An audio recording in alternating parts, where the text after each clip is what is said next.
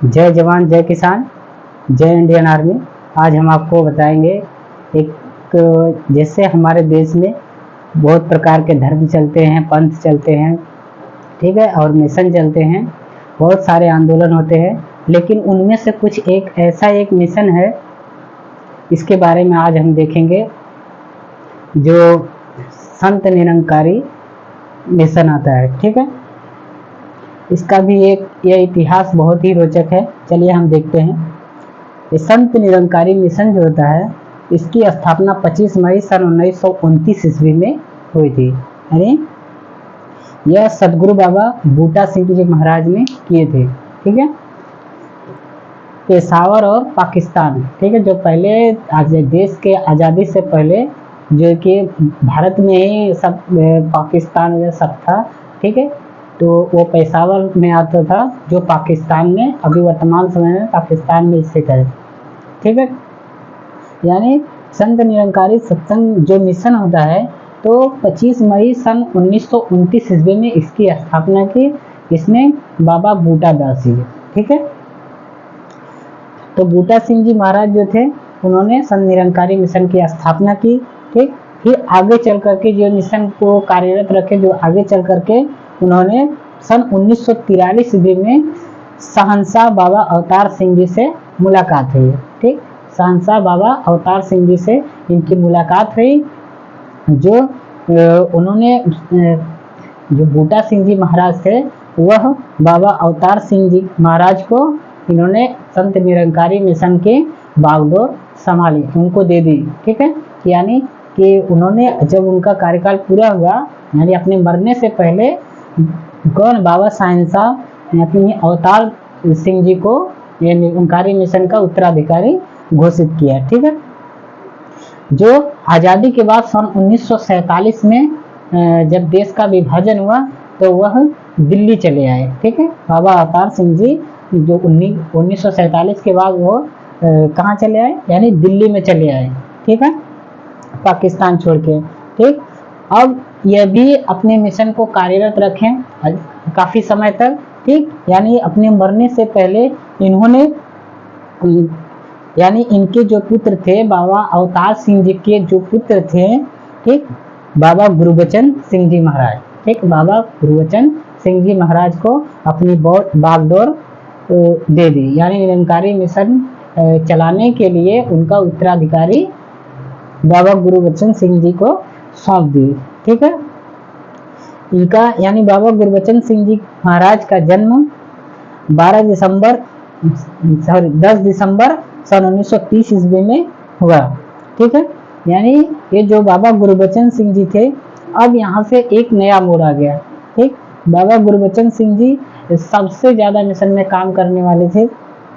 जो इन सब क्या है कि यानी कालाराम मंदिर आंदोलन के समय, कालाराम मंदिर आंदोलन के समय इनकी मुलाकात डॉक्टर अंबेडकर से हुई, ठीक। यह अधिक समय तक संघर्ष किए, ठीक है। यानी कि जो 1930 ईस्वी जो था, यानी उस टाइम इन्होंने इनका जन्म हुआ और यह संघर्ष किए, स्थापना हुई इस चीज़ का। तो यह अधिक समय तक उनके बाबा साहब डॉक्टर अंबेडकर के अनुसरण के हिसाब से इन्होंने भी हिंदू धर्म के विपरीत, जो हिंदू धर्म में रूढ़िवादी थी, यानी जातिवाद, छुआछूत, भेदभाव, ठीक है, उनके हिसाब से इन्होंने चलना शुरू किया, ठीक है, और इस मिशन को आगे बढ़ाने का कार्य किया। इन्होंने भी अपने मिशन में महिलाओं को सिंदूर न पहनने का क्या वो जारी किया नियम, ठीक है, और हिंदू रूढ़िवादी को बंद किया। यानी शादी विवाह में हर चीज़ में इन्होंने हिंदू धर्म के विपरीत कार्य किया। एक अलग इन्होंने चला करके, नियम बना करके इस मिशन को कार्यरत रखे, ठीक है, जो बौद्ध धर्म से रिलेटेड होता था, यानी 80% बौद्ध धर्म से मिलता जुलता था, ठीक है। ये लोग भी आध्यात्मिक पे विश्वास करते थे और मूर्ति पूजा का भी खंडन करते थे, ठीक है। और इनके अंततः जाते जाते 24 अप्रैल सन 1980, ठीक है, 24 अप्रैल सन 1980 में इनकी मृत्यु हो जाती है, यानी कि हत्या कर दी जाती है। कुछ अन्य ताकतों के द्वारा इनकी हत्या कर दी जाती है। ठीक है, फिर उन्होंने यानी 24 अप्रैल सन 1980 के बाद दूसरे दिन ही ये अपना उत्तराधिकारी अपने बेटे, ठीक है, इनके पुत्र बाबा हरदेव सिंह जी महाराज, ठीक है, यानी बाबा गुरबचन सिंह जी के सुपुत्र बाबा हरदेव सिंह जी महाराज को अपनी बागडोर संभालनी पड़ी। ठीक है, यानी निरंकारी मिशन का उत्तराधिकारी गुरबचन सिंह जी के बाद बाबा हरदेव सिंह जी महाराज इस बागडोर को संभाले। ठीक है, यानी बाबा हरदेव सिंह जी महाराज भी अधिक समय तक कार्यरत रहे। इनका जो प्रचार प्रसार जो था अपने इंडिया में था, इंडिया के साथ साथ इन्होंने अमेरिका जैसे अन्य बड़े बड़े प्रांतों में भी अपने मिशन को यह प्रचलित रखें और बहुत विश्व विख्यात रखें।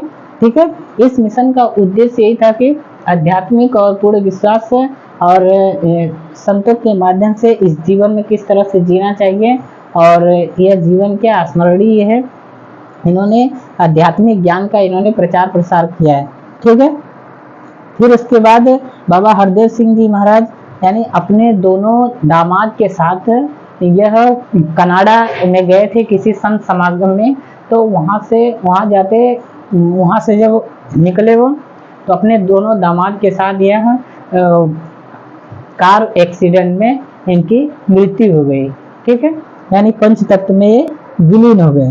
ठीक है, इन्होंने 36 साल तक कार्य किया। बाबा हरदेव सिंह जी महाराज ने 36 साल तक लगभग कार्य किया। ठीक, यानी 13 मई 2016 को इनकी मृत्यु हो गई दोनों दामाद के साथ। ठीक, यानी फिर बाबा हरदेव सिंह जी महाराज के बाद जो उत्तराधिकारी बनी इनकी पत्नी माता सविंदर हरदेव सिंह जी महाराज जो थी, यानी बाबा हरदेव सिंह जी महाराज की पत्नी माता सविंदर सिंह जी महाराज इनके उत्तराधिकारी बने, यानी इस मिशन की निरंकारी मिशन की अगले उत्तराधिकारी बने। ठीक है, तो अब इनके ये अभी कुछ 2 साल के लगभग कार्यरत रहे। फिर इनके कार्यकाल को संभालने के लिए यानी 5 अगस्त सन 2018 को माता सविंदर सिंह जी महाराज की मृत्यु हो गई।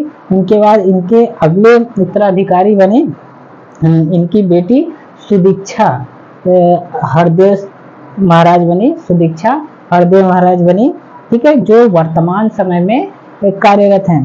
ठीक है, यानी 17 जुलाई 2018 को संत निरंकारी मिशन की बागडोर संभालने वाली माता सविंदर सिंह जी महाराज की बेटी सुदीक्षा महाराज बनी। ठीक है, और वर्तमान समय में माता बहन सुदीक्षा महाराज जी संत निरंकारी मिशन के उत्तराधिकारी हैं। यह भी एक आध्यात्मिक ज्ञान को लेकर के पूरे विश्व भर में, पूरे देश भर में इस मिशन को प्रचलित करने का काम कर रही हैं। ठीक है, नेक्स्ट देखिए।